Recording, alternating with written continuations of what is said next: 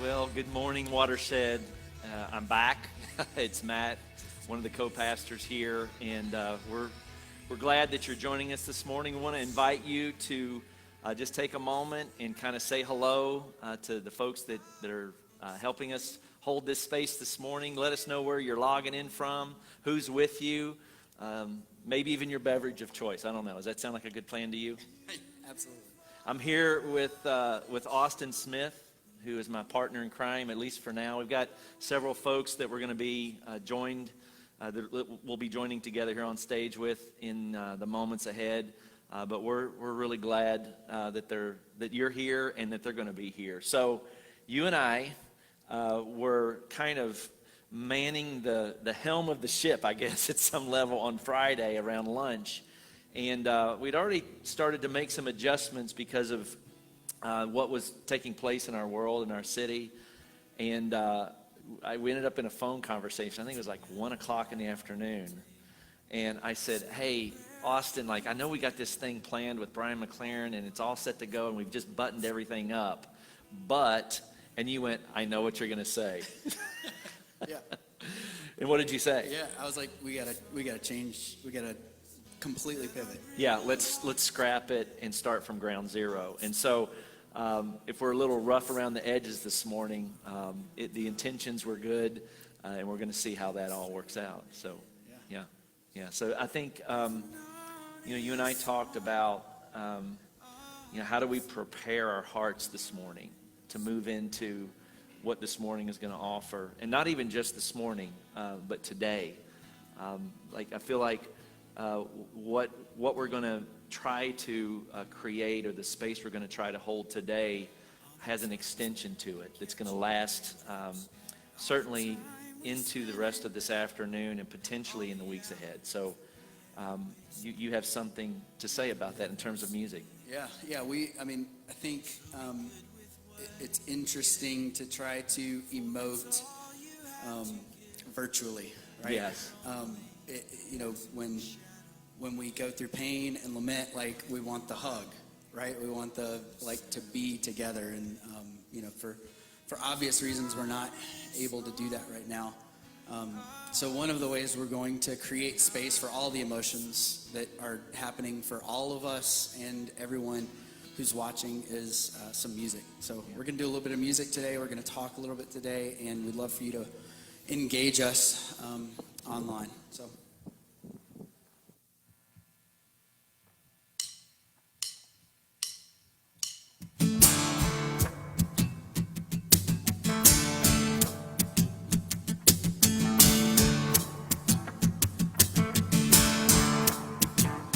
In the silence, tell me, can you hear the voices calling out of the disappeared? Broken spirits, dormant dreams. How much longer will justice sleep when a loveless heart is the voice we're hearing? We need freedom. How much longer till we sing a new song?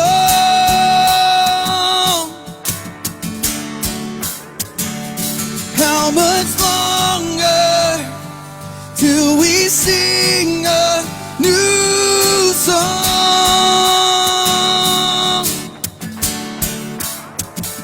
Hearts of saints and sinners too, both have walked away from the destitute. Call them back to sing as one, a song of freedom now, a song to overcome. But when a loveless heart is the voice we're hearing, we need freedom. How much longer till we sing a new song?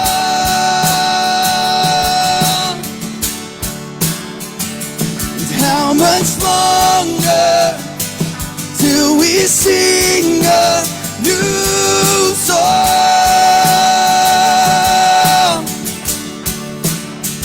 Oh, how much longer till we sing a new song?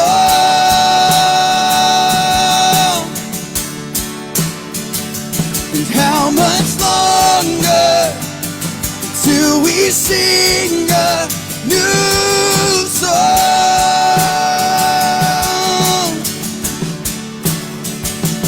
Come on, brother, lay your weapons down.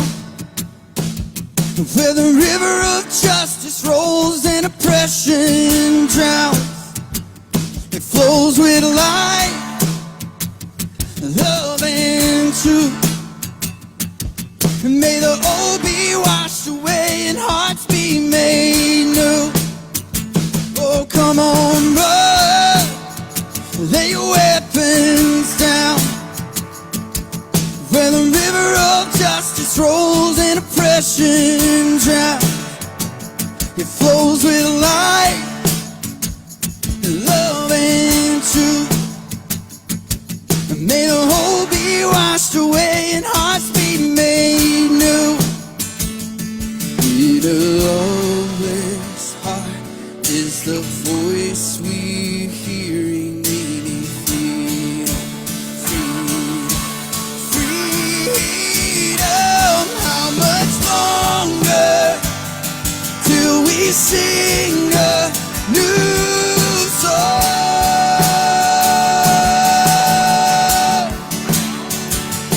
How much longer till we sing a new song? Oh, how much longer till we sing a new song?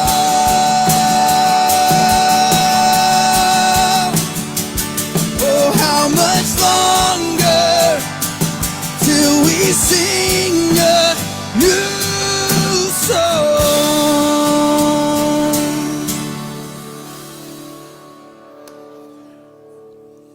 So, God, this morning as we step into this space, step into this period in time, may our hearts be open.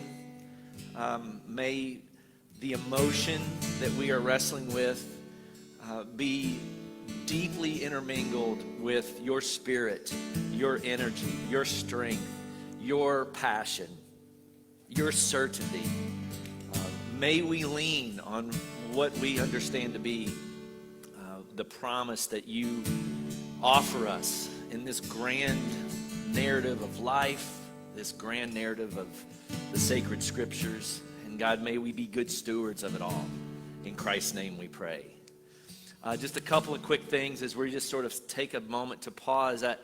I know there's several of you that keep asking for what are the ways that we can connect conversationally and relationally here at Watershed. And there's really three ways this week. If you're new, there's something called Shed 101 that's going to happen tomorrow night at 7 p.m. There's a link that you'll be able to access and sign up for this event. But if you're trying to figure out what does it mean to find traction here, especially in today's world, right? Scott and I, we want to meet you. We want to understand the spiritual or religious journey that you've been on and maybe talk about what that looks like as it intersects who we are as a community, an evolving community right now, right?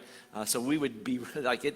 I would be really excited to sit down with anyone who's interested, who's brand new to this. Even if you've already been to a Shed 101 and want to sign up again, we'd love to have you be a part of that. Also, there's something that we've been doing every Tuesday night called Q&A. And we were actually going to take a break from that this Tuesday night in light of just like all the busyness of our world and decided, you know what, that's the better path, the more wise path would be, no, let's keep going. Let's talk about the things that we're processing together as a community. And so if you want to be a part of that, I know myself and Sean, who's going to be joining us in a minute, and Scott Hoford, we're going to be in that space, and a few other friends of this community and trusted leaders and influencers. So feel free to sign up for that as well. And then we have a bit of a I don't even know what to call it. It's like, feels like a runaway train in all the good ways. This thing called reclamation. You know, David Roberts and I were just sort of sitting around, you know, bantering back and forth. And there had been like this groundswell of people that have said, I'm going through something. And ironically, even though the religion of my past or the church experience of my past really put a sour taste in my mouth about the scriptures and engaging the Bible, what I'm experiencing now is like literally pulling me back towards the scriptures, but I'm not sure what sort of lens that I need to wear in that process. Well, that's literally one of the pillars of the pathways of this community. It's allowed us to evolve at some level towards a community of liberation and transformation, is the idea of reclaiming these stories, these ideas, like holding the tension between the voices that have spoken in the past and what we need now in terms of language for how to describe God, how to describe Christ, what it means to be human in a world, the whole world that we're dealing with now. And so we think there's a ceiling, there's a limit to the number of people we can engage in this. I don't even know what David's here right now. He's like, oh, I don't know, just jump in right at this point. We'll figure it out. But that number was moving close to 40 this past week. I'm probably throwing gas on a fire here a little bit. But if you want to be a part of that, then that's available Wednesday night, starting at 7. And that's 6 straight weeks. And it's actually going to be a way for us to help you develop a lens. And we're going to do that through examining literally one of the Gospels, the Gospel of Mark. Feel free to sign up. We'd love to have you be a part of that. If you're part of our student ministry, excuse me, that gets going again tonight. There's a game night that student ministry is going to be hosting at 7 p.m. Tuesday night.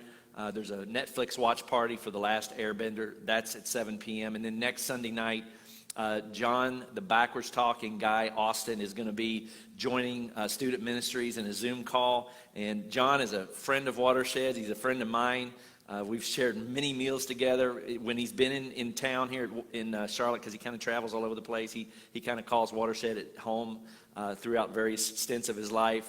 You're going to have a great time if you're a student. And if you're a parent, you might want to look over the shoulder because it's going to be wild. This guy's crazy good.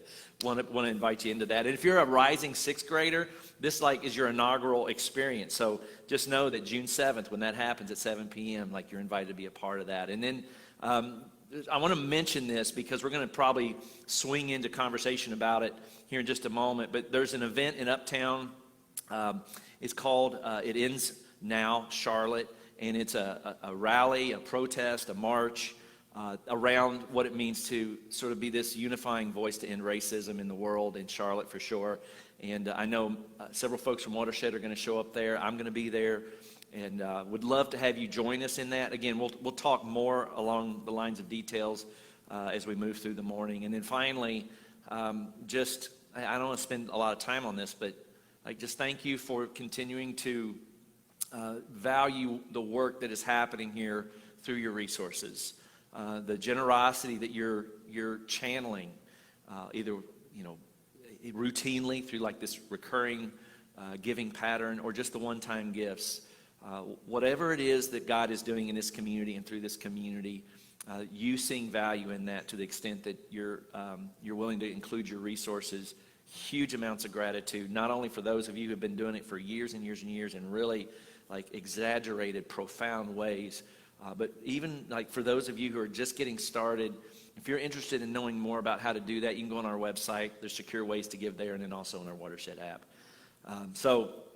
Thank you. Thank you for being here.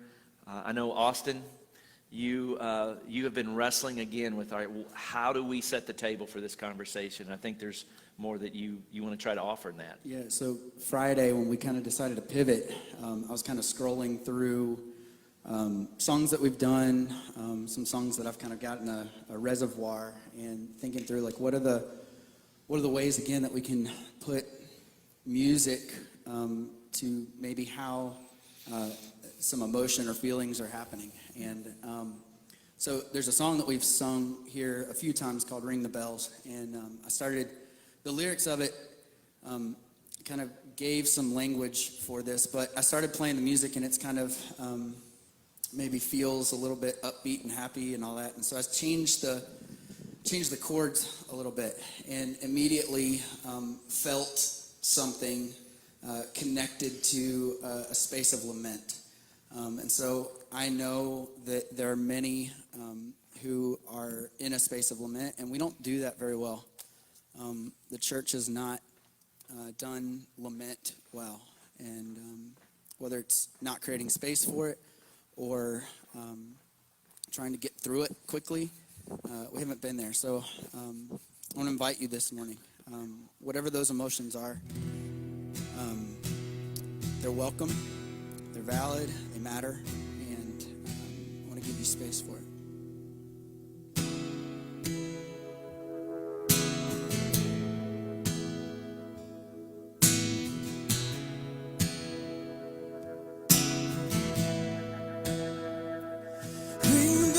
This time I mean, with the hatred fare thee well. Give back the pieces of my Jesus. Take your counterfeit to hell. Bang the drums, this means war, but not the kind you're waiting for. We say mercy won't be rationed here, that's what we're fighting for. If all is fair in love and war, then what the hell is loving even for?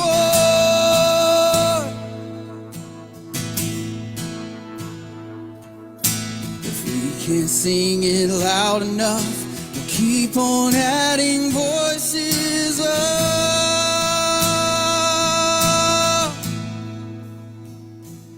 Ring the bells,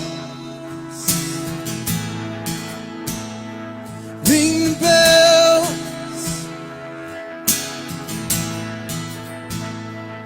ring the bells, ring the bells.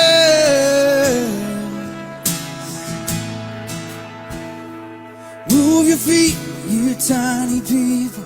You've been hiding for so long behind your statues and your steeples. Does that hit too close to home? I got faith to move a mountain and to watch that mountain move. It's time for words to fall like thunder, the sound of justice breaking through. If all is fair in love and war, then what the hell is loving even for?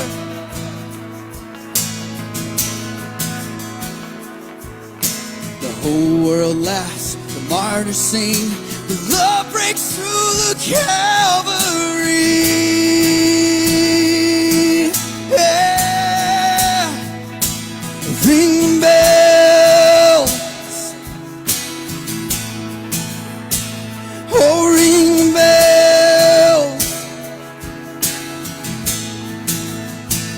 oh ring the bells.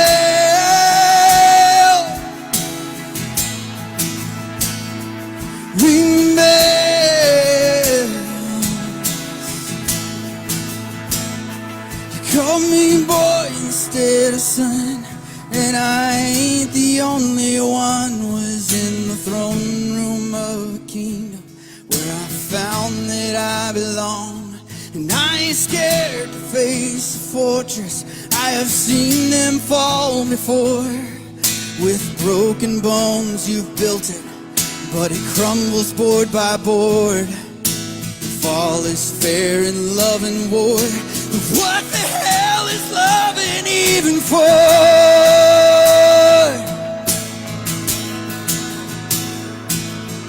If we can't sing it loud enough, we'll keep on adding voices up.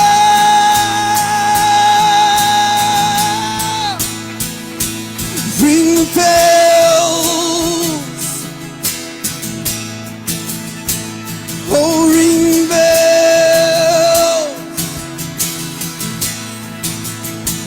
oh ring the bells,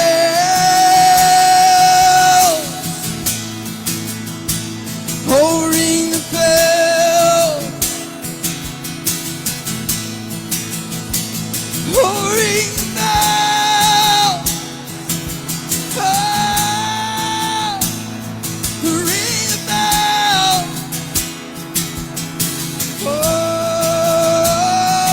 ring the bells.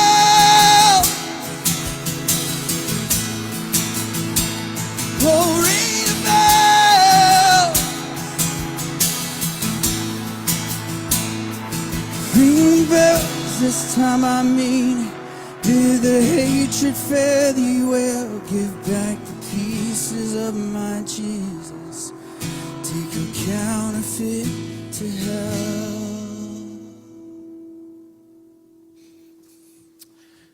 So I've asked Cedric Lundy and Sean Buxton Bowers to join me this morning. I don't know what the virtual equivalent of applause is, but if you could give them a round of applause on Facebook Live, then go for it. So I want to jump right in here. I was watching your body languages just a minute ago. How do we set the table this morning? What is there an opening thought, an opening idea that you say it's important to center the next 30, 35 minutes, whatever it is, to try to even talk about what is happening, what has happened, what has always happened? How would you respond to like the initial space of this? I would set the table by saying that we're in this collective moment of grief. And anytime I've had the privilege of walking through grief attached to loss with folks, one of the things I always warn them is that when you're experiencing grief collectively with others, there's no formula for it. There's no, you can expect it to operate or go along a certain sequential sequence, that you're going to experience a multitude of emotions and you're going to experience them like a whirlwind or a tornado, and you are all not going to experience the same emotion at the same time. So even for me personally, I'm literally experiencing multiple emotions at the same time.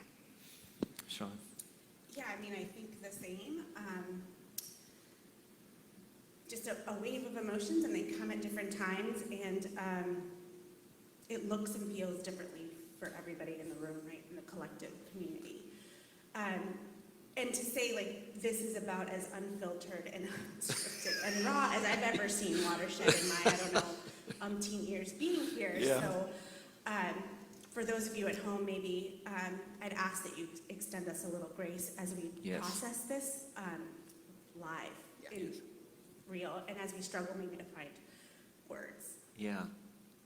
Yeah. So when you have that much emotion, my experience is the only thing you can control is how present you are to it. Like the swirling, the whirling dervish, so to speak, of all the peaks and the valleys. Can you guys talk a little bit? Because I know when I called you the other day, you started to talk a little bit about how you are having, like your management strategy, which I'm sure is not the first time you've had to activate that, right? No, not so at can all. you kind of talk about what that looks like for you, and or what you know that to look like in general for different folks? Yeah, for me, over so many times of doing this, I mean, Philando Castile was 4 years ago this coming week. And so I've learned from those experiences, like after watching the Philando Castile incident, murder on Facebook Live, I've learned not to watch the video. And I know that if I had watched the video of George Floyd's last moments, I would not be able to have the capacity to take on not only my own grief and processing, but also being able to help others in that, but just having a good awareness of what my bandwidth is and when to just shut it down. Yeah, go ahead. Yeah, I think there's like, on any given day, micro decisions that are happening in milliseconds for people that are marginalized. Like, I wake up, I'm feeling great, and I decide, like, am I going to engage today? Because if I turn on the news and I see something, I have to make a decision. Am I going to spend the rest of the day in sort of anti-racist work that is activist, that is emotionally exhausting and draining? Or am I going to maybe bury my head in the sand for a day so that I can have the self-care and find pockets of joy. And sometimes that vacillates, right? Sometimes I've pivoted, before breakfast and made different choices, but it's a loop. It's a cycle that it's on repeat. It doesn't go away. Yeah. So, again, an unedited moment. Abby has texted me and said, "Can you guys make sure you face the camera?" Which is? You're fine. It's right up there. But yeah. So, I when this all started to come together on Friday, I threw all of these, like, all right, here's the things that I think I hear people asking. Here's some things that, are there some questions that we could kind of entertain or banter over? And one of the questions that the three of us sort of agreed upon was, are there specific words now that, like, if we focus on some words, like right now in this moment, are there any words that come to mind that you go, well, as we are trying to understand this, or whatever it is that it is happening, here are the words that are really important to you personally, or that you might think are important for Watershed, Charlotte? Like, are there universal words maybe? I think decenter and disrupt are two for me. Like, for me, decentering my privilege and moving closer to the margins, and then disrupting the narrative, disrupting the narrative of the angry black man or the angry black woman, or disrupting the narrative of all of it, really, right? So to me, those two words, I think, are important actions that we can take as a community. Yeah. Cedric, what would you say to that? Yeah, I would say one, broken. I've just seen people be broken by these recent events in ways that I have not seen them break, which for me personally is bittersweet, because I've been called everything from divisive to I hate white people, which anyone who knows me is like the most ridiculous thing of all time. Like, it's just absurd. Like, I got other words for that, but I ain't gonna say them here. But then also another word is just trauma. Like, people are entering into a trauma that other people have been living. And to enter into the trauma of other people is to yourself be traumatized. And so people are not able to just fly from it anymore. Some people aren't retreating to the fighting against it anymore. People are actually looking at it and seeing it for what it is for the first time. And it's really scary for a lot of people. But hopefully, knowing that some of us, because we've lived through this trauma, we've experienced it before, we've navigated it, even though it hasn't been resolved, like, hopefully that'll give people some courage and some that hope that it will not be their end or our end. So this question just popped into my mind. Again, another unscripted moment. In the civil rights era of the past, at some point there was a groundswell. There was a critical mass where people of color were joined by people who are white. Do you see some similar dynamics taking place now? Or is there this concern that, well, this will go away in a couple of weeks and we're right back to where we are? Is there some parallelisms now, knowing your computer-esque ways of keeping track of history? And you've outed yourself on this on several occasions, right? Yeah. So it's not just sports, it's these other things.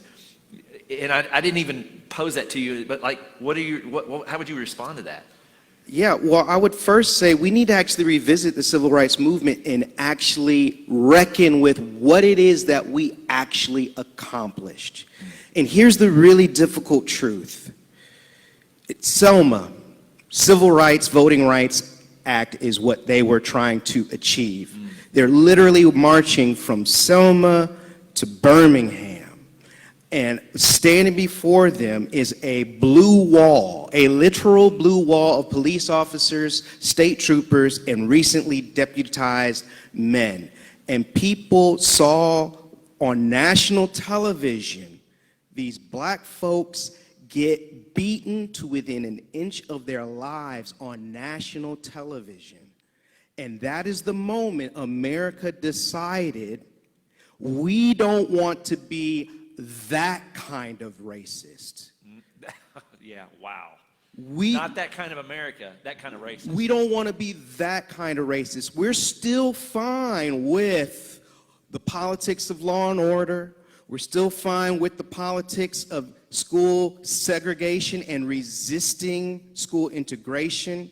We are still fine with over-policing black communities and black neighborhoods. We are still fine with criminalizing mundane, everyday black activity. I mean, Amy Cooper, the New York, the Central Park woman, is a registered Democrat, voted for Obama, and did not hesitate to weaponize the police against a man for simply pointing out that she was in an area of the park where she was to have her dog on a leash. All we decided during the civil rights movement is that we don't want to be the kind of racist that beats people within an inch of their life. We still don't mind being the kind of racist that is okay with systemic racism that we don't really have to personally, individually participate in, because it protects our self-interest and we are able to continue to believe that we are good people. So in terms of what we've experienced over the last 2 years, it feels like there's an intensity to the way that we are viewing this. We had someone in a Q&A recently said, "Why is this getting worse? I thought it was better." And first of all, okay, everybody's language just shifted there. It's just getting filmed. Yeah, it's just getting filmed.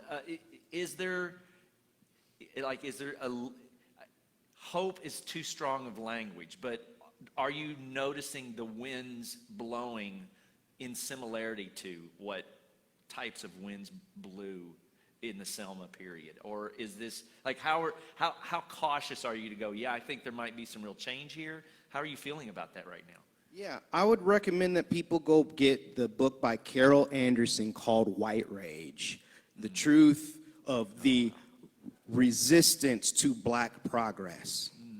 And in that book, she just lays out the history of how every advancement of people of color in this country has been met with white rage.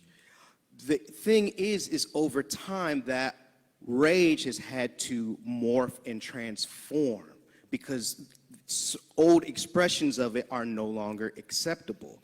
So it's really just adapted, right? So like today, all of this is going on in the backdrop of the fact that with COVID-19, the inequality in the healthcare system has been exposed as a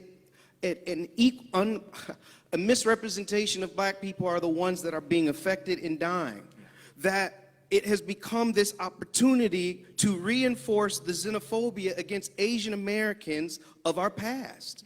And we've totally forgotten that we still have families separated at our border and kids in cages. So I would ask, has it really gotten better?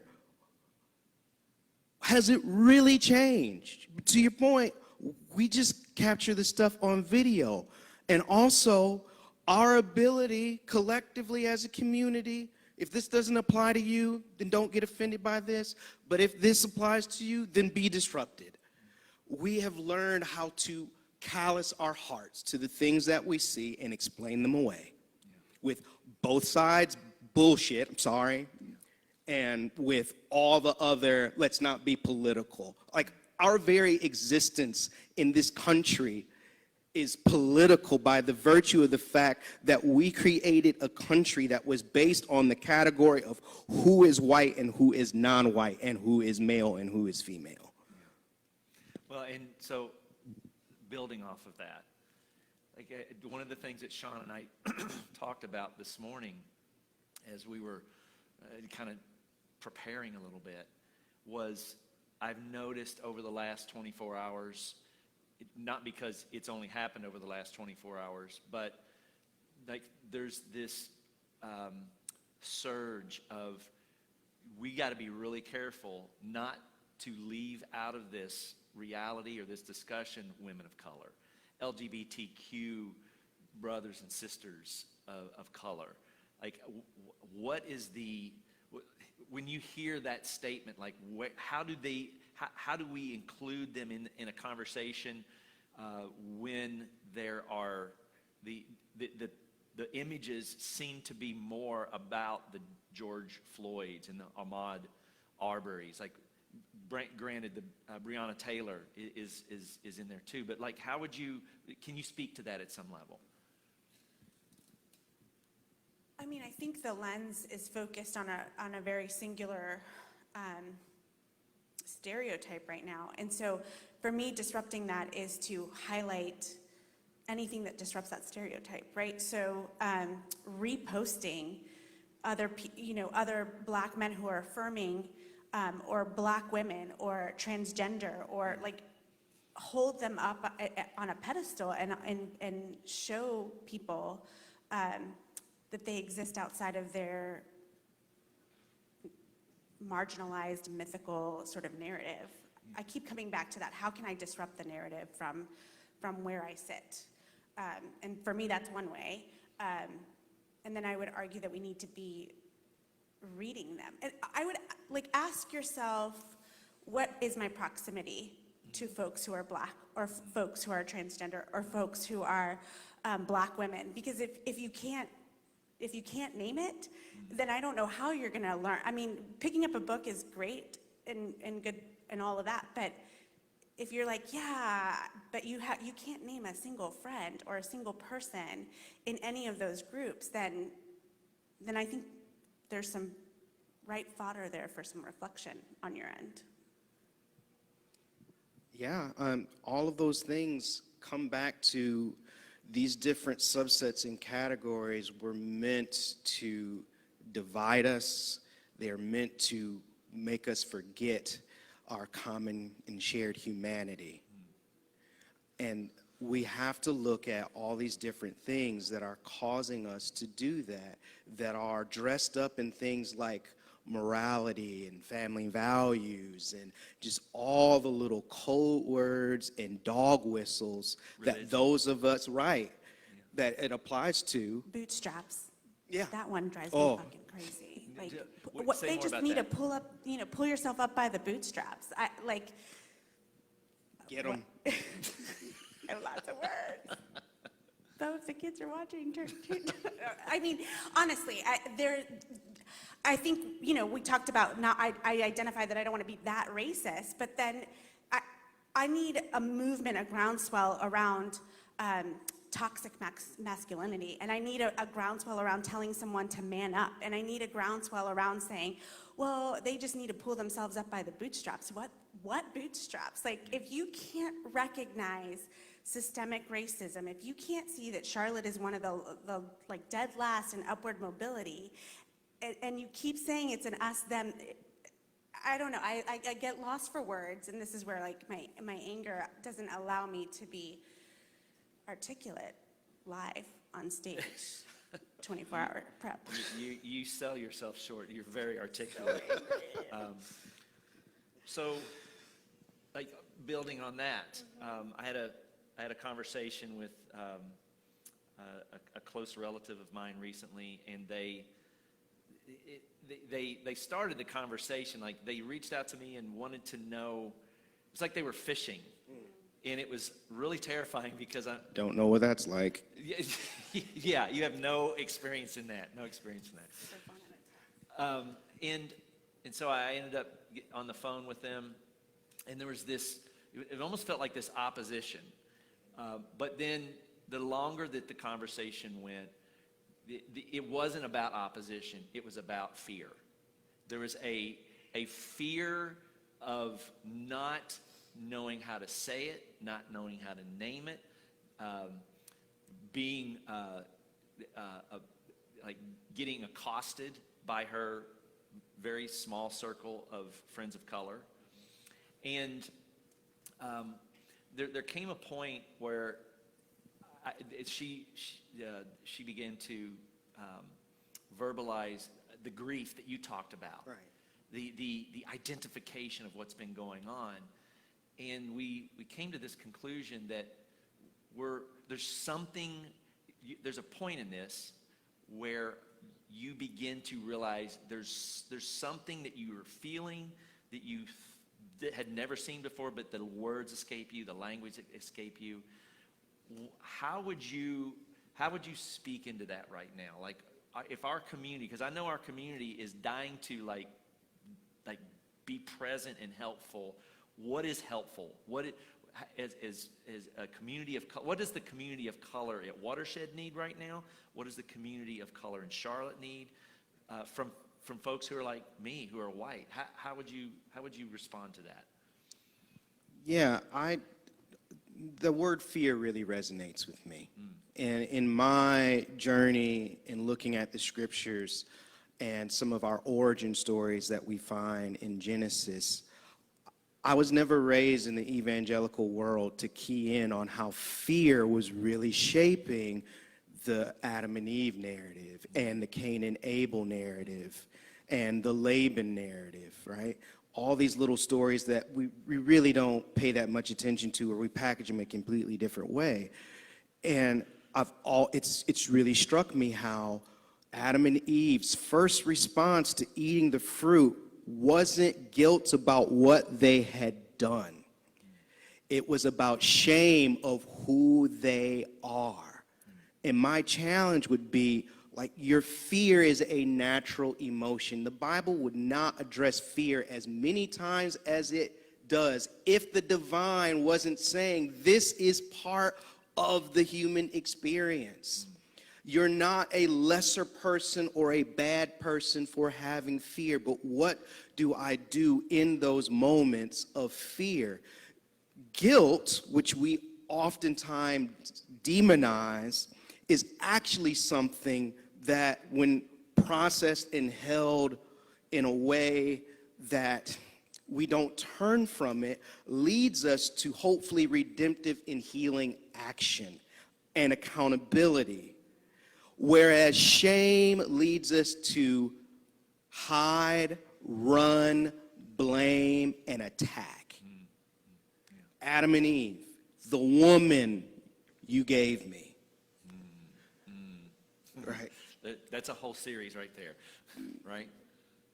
Mm-hmm. Yeah. So, Sean, Yeah. how would you respond to that? I think there are sort of levels or tiers of things that you can do. At a microscopic level, it's pick up the phone and call your friends and check in on them and see how they're doing. I mean, it's a small act, but a text message like, how's it going? How are you feeling? What can I do for you? And often, when I get those text messages, I don't know what my response is. There isn't really much, but to be seen in that way has been really important to my sense of healing through some of this, because it shows some movement. I was really moved by an image, and I can't remember where it was, where white people were shielding black protesters from a line of, I think, policemen. I think showing up and saying, what do you need me to do, right? I think there's an impulse for us to show up and lead, or show up and say, I have a great idea for how this should run. And if you're not black, this is not that moment. It's to show up and say, I made a sign and I'm gonna just walk silently with you. Can I just accompany you in this moment as an act of solidarity? I think those are tangible things that we can do, like today at 1 o'clock if we feel so inclined. And if you don't go, I think hold a sign and walk in your neighborhood, or post a picture of yourself holding a sign that says, like, I'm with them, I'm with my friends. So, and I want to be really clear here, because like we started this morning saying, all right, how do we center the conversation well? And I want to make sure that the question I just asked is not like, what does our community of color need from our community who is white so that our white community feels better? Or they can dip back into performative acts of saviorhood. Yes.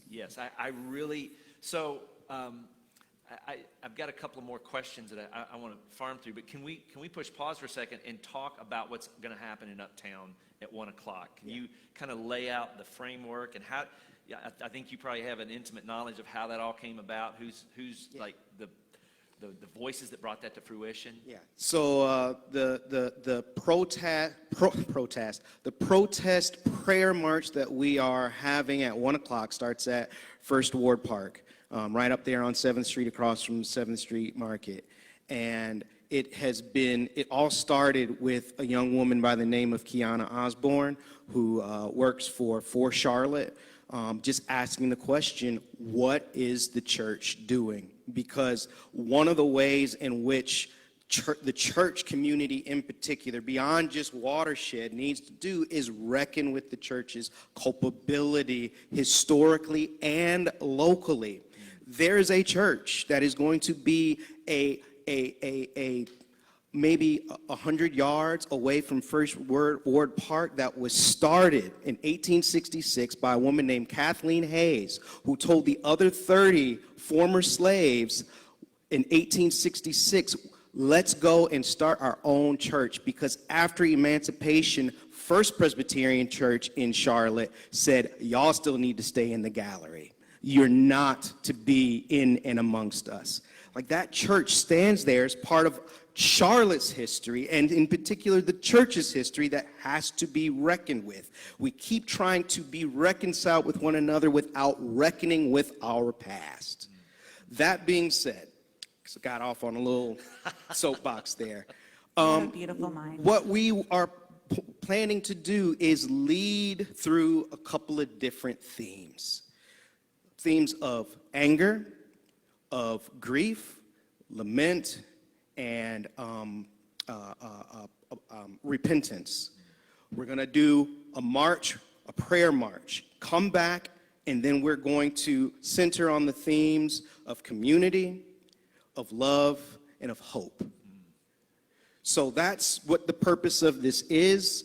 Kiana, again, she was the brainchild. She was the one that said, hey, church leaders, where you at? And a whole bunch of different church leaders that she knows, including my podcast co-host, Sanchez Fair, they all said, well, let's do something. And they literally threw something together in 72 hours. But through our networks, we have been able to secure the proper permissions, licenses, and we are, doing this with the cooperation of the Charlotte-Mecklenburg PD to make sure that what we're doing isn't infiltrated and turned sideways. Because a lot of what we're seeing, again, remember what I said a few minutes ago about the tactic has changed. White supremacist nationalist groups know they cannot just beat people of color on live TV. So now they are basically setting a trap. Just saying this random, hey, there's going to be a rally at such and such place. They claim that it's by maybe Black Lives Matter, even though no one knows who specifically by name organized it. People show up. It's peaceful, and they wait until the police get there, and then they start saying all the, they only understand violence. We need to fight back with violence, and they get the crowd stirred up, and some of them have even been caught on video being the first one to throw the brick or break a window, and then when all hell breaks loose, they pull out. And so what we saw on Friday night, and there's multiple eyewitnesses of community leaders here in Charlotte, you had community Charlotte leaders of color who knew the fix was in. Wow. They went down there to help try to keep the people from getting stirred up like those infiltrators wanted them to. And whether they're outside or inside is inconsequential. The fact is they had a plan, they had a strategy, and it worked because even some of our community leaders who were pushing peace and calm got arrested. Yeah. I watched that on, I watched some of that live throughout Friday and watched some of it on Saturday. And I think, like, this is a moment where people who are white, they have to make a choice. Who are we going to believe here? Are we going to believe the people that have been telling us this for century after century? Or are we going to, again, are we going to get sucked back into some of the common narratives that have always been a way of managing the situation as though this is some sort of deviation from normal? So you're going to be speaking at this, and we are honored that you chose to detour over here. I remember I called you the other day. I'm like, would you feel free to opt out of this, bud? Because I know that I cannot only imagine what this is like for you. And the last thing I would like to ask the two of you is, can you kick into pastoral mode for a moment, which is both of your sweet spots, admittedly, right? You're a wildly robust two, so you love to help. You're a 9. I see you, our 9 is where we talk about this, in terms of an Enneagram conversation. Can you...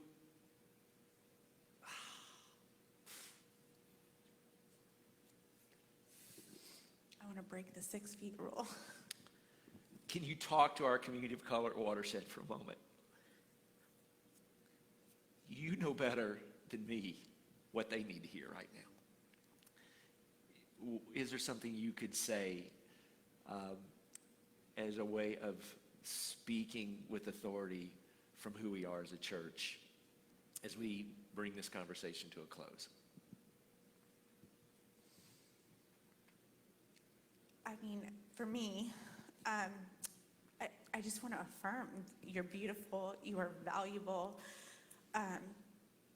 We need your voices. We need you to tell us when we're wrong. There's so much grief and there's so much anger and it's just heavy. It's so heavy. And I'm so tired. And if you're tired and you're feeling heavy, I see you. And I want to name those things out loud. I don't want to meet in the back of the auditorium on a Sunday and give ourselves like that knowing nod or that knowing hug. I want to be embraced by everybody in the room. So it's hard.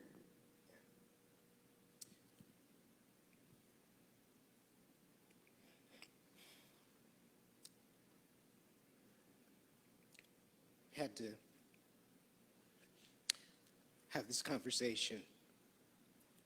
This might surprise a lot of people given how much I talk about it on social media, but yesterday was the first time we had the conversation about race with my daughter.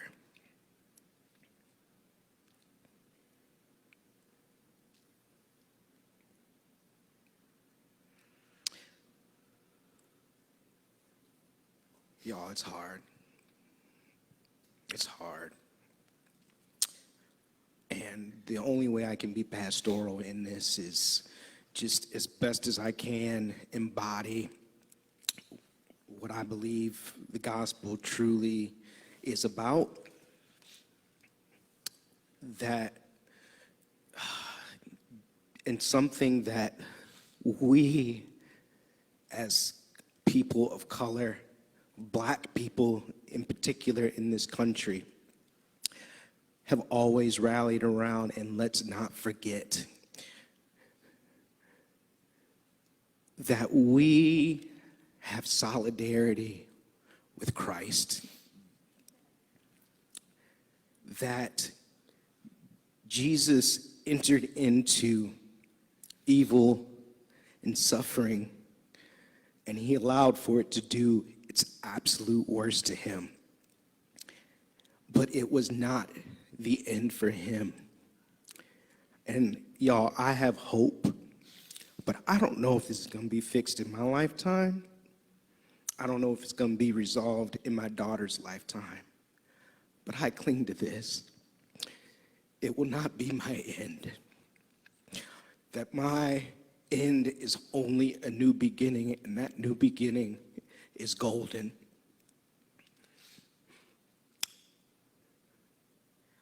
We have solidarity with the crucified Christ, and we will also have solidarity with the risen Christ. And I would just add to that, since I'm being pastoral, for those of you who are deemed white, right? Again, race is biologically false. It's politically real. But here's what I would say to you when you are struggling with guilt and you are teetering on guilt and shame.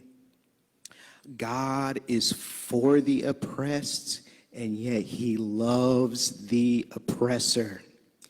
This is not about whether or not you do racist stuff. Let's end this having to always begin and lead with, I'm not a racist. Your not being a racist is not helping.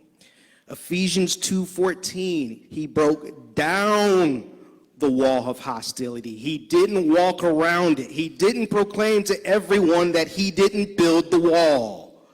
He broke the wall down. We need you to get over any kind of shame, any kind of whether or not you're culpable, and start being an anti-racist.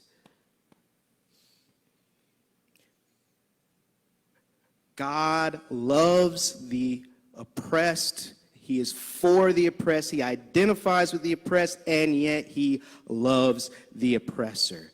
We got to start looking at the story of Exodus through this lens, because here's the reality, that many of the Egyptians went with the Israelites to the promised land. Amen. Amen. So, thank you.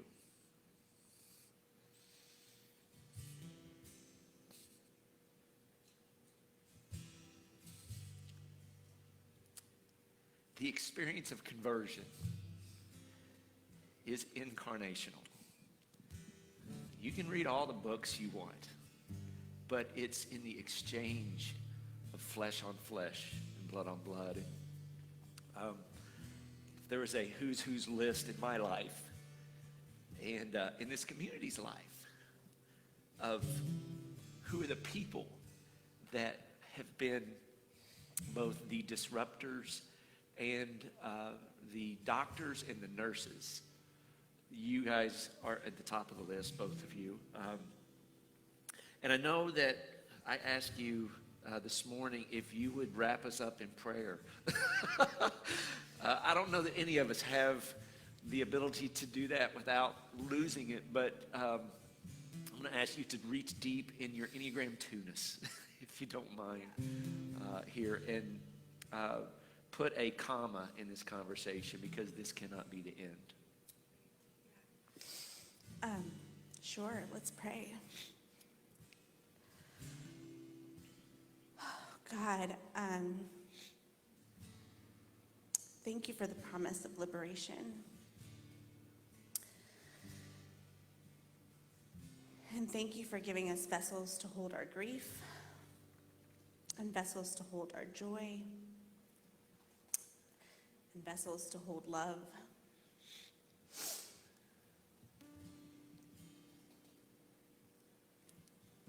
I ask that you help us fill the cracks in our brokenness.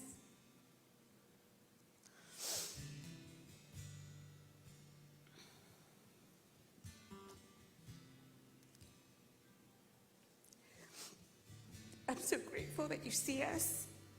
I'm so grateful that you love the oppressed and the oppressor.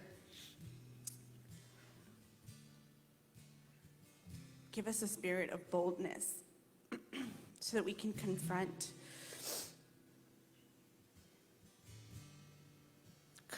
this messed up, jacked up world that we seem to be living in. And I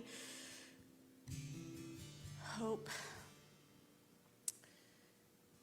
that we can disrupt the complacency, that we can be rabble rousers, that we can love radically, emphatically, and without caution. I ask that you protect folks who are going today to march. I ask that you cloak us in love.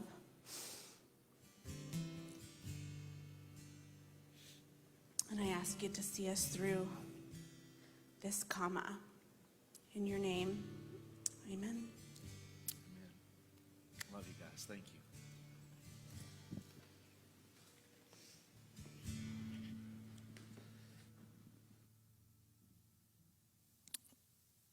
We're going to close with the song that we sang last week. And we're going to keep singing it. We're going to keep singing it until this kingdom that Cedric described as union with Christ comes.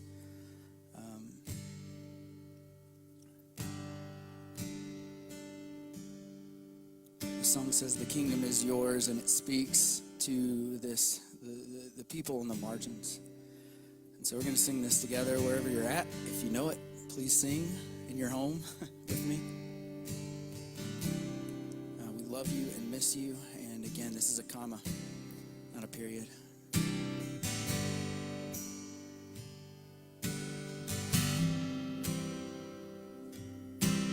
Blessed are the ones who do not bury all the broken pieces of their heart.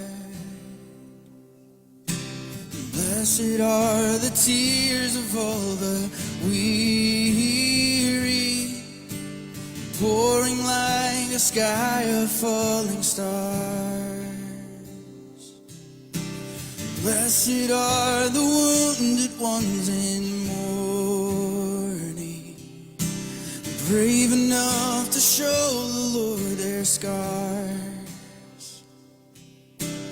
Blessed are the hurts that are not hidden, open to the healing touch of God. The kingdom is yours.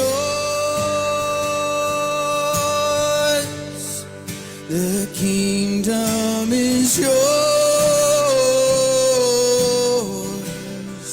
Hold on a little more. This is not the end. Our hope is in the Lord. Keep your eyes on Him.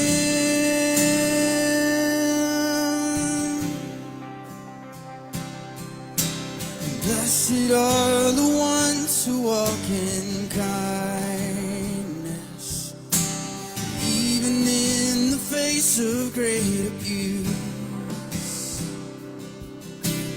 Blessed are the deeds that go unnoticed, serving with unguarded gratitude. Blessed are the ones who fight for justice, longing for the coming day of peace. Blessed is the soul that thirsts for righteousness, welcoming the last, the lost, the least. The kingdom is yours. The kingdom is yours. Hold on a little more. This is not the end. Our hope is in the Lord. Keep your eyes on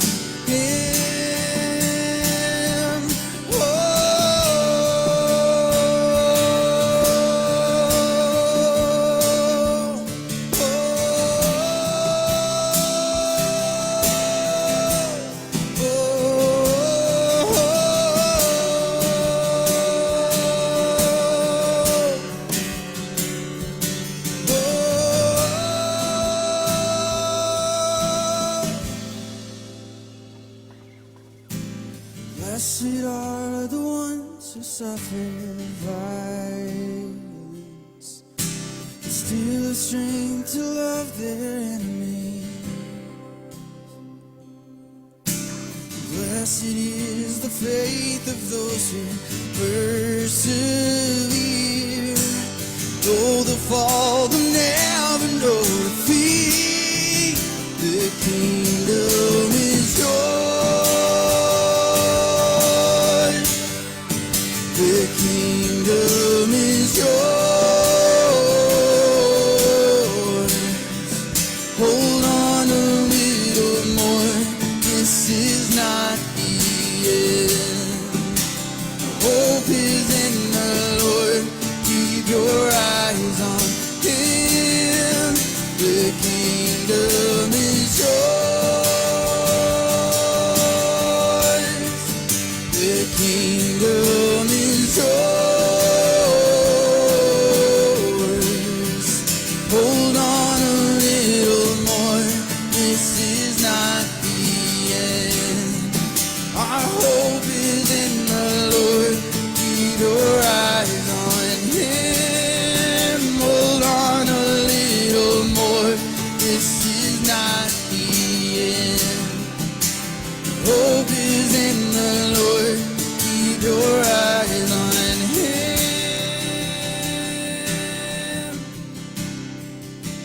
Kingdom is yours. The kingdom is yours. Hold on a little more. This is not the end. Our hope is in the Lord. Keep your eyes on Him. Hold on a little more.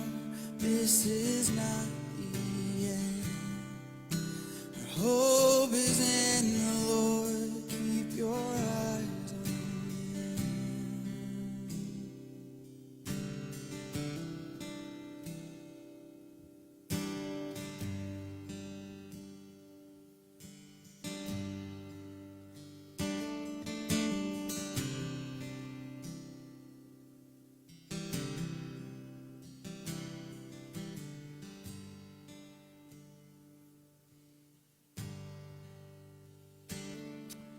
Thank you so much for helping us create this space and holding this space this morning.